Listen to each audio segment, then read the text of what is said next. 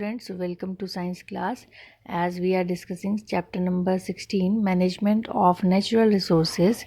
In previous class we have discussed about the natural resources and how to manage them, the 3 R's to save the environment, that is reduce, recycle and reuse. Today we are going to discuss about the forest and the wildlife. Forest are called biodiversity hotspots. Biodiversity means variety of organisms like the microorganisms, plants, and animals. So, one measure of the biodiversity of an area is the number of species found there.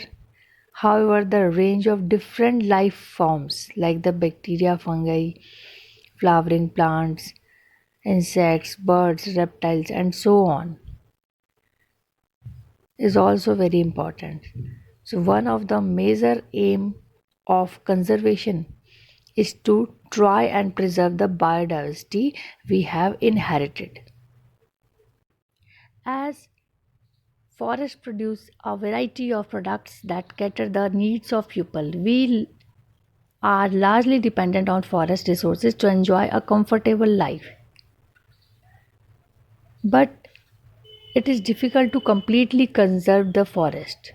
So under such conditions, if still we consider the conservation of forest, we must look at the stakeholders. Stakeholders are actually the peoples which are interrelated or connected with the forest. Some of them they live, the local people they live in and around the forest.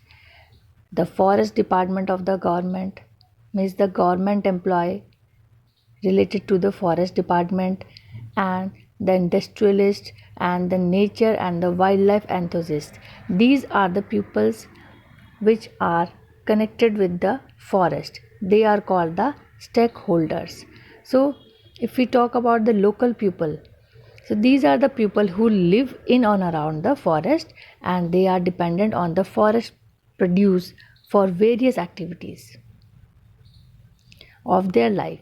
They need large quantities of firewood, small timber, and they use bamboo for making sleds of their huts and baskets for collecting and storing fruits, vegetables, and other food material.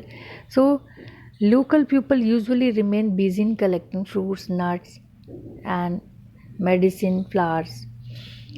So, all the activities of local people use forest resources in a sustainable manner and did not harm them in any way.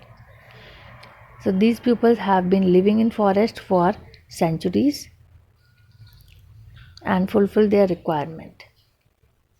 After that, the forest department or the government, and actually the government employees of the forest department took over charge of the forest from the British in independent India, and they ignored needs of the local people and started converting vast tract of the forest to monoculture, means single type of plants, for producing single type of plants like pine, teak, eucalyptus. So they cleared to all vegetation of the area and started planting the trees of their own choice. This practice led to the destruction of the large amount of biodiversity in the area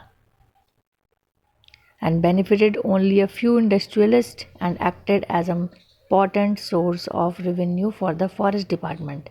Similarly, the industrialist forest biodiversity suffers a great loss by industrialists who look at the forest as merely a source of raw material. They look for only for raw material for their factories and do not bother for sustainability of the forest. Now next is the wildlife enthusiast. Wildlife enthusiasts are the people who have considerable say in the management of the forest and wildlife, and these includes local people who traditionally work for conservation of forest.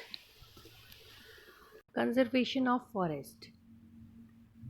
As stated earlier, forests are the most useful for restoring ecological balance and providing sustainability to the economic development.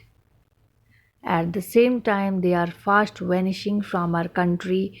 Therefore, it is our prime duty to conserve the forest for the present and for the future generation.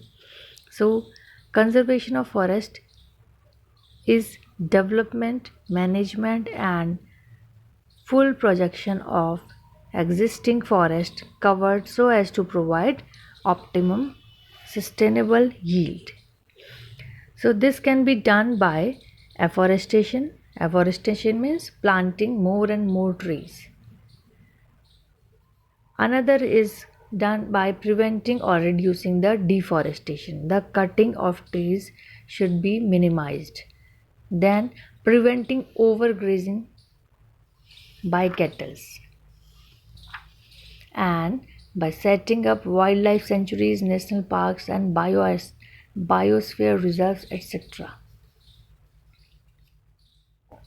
And another is undertaking social forestry programs like One Mahotsav, Chipko movements, etc. So, in this way, we can conserve our forest for our present or also for our future. Wildlife. All the naturally occurring animals, colorful birds, plants, and other life forms in the forest, which are neither domesticated nor tamed, are collectively called the wildlife. So, wildlife is very important to us as forest and wildlife maintain an ecological balance of nature. It also provides a great biological diversity, that is occurrence of large number of species in an area.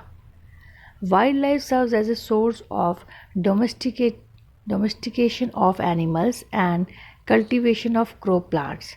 About 90% of the food plants originated from the wild tropical ancestors. Many valuable products such as the life-saving drugs, silk, honey, feathers, and there are so many others, leather, etc., we obtain from wildlife. So, wildlife is very important for us. And how can we conserve wildlife? Conservation of wildlife is the management of wild flora and fauna in order to save them from their extinction as well as to get sustainable benefit for both the present and the future. So several governmental organizations as well as non-governmental organizations have been set up the project the wildlife. These organizations aim at protects the natural habitats, maintenance of wildlife in protected areas, protection through legislations. So, how can we preserve our wildlife? By preventing the natural habitat of animals first, then banning poaching of animals, hunting of animals should be banned, and protecting endangered species of animal, the species which are going to be extinct, protecting them first and setting up the wildlife sanctuaries, the national parks, biosphere reserve, etc., so that the animals and the birds can live easily.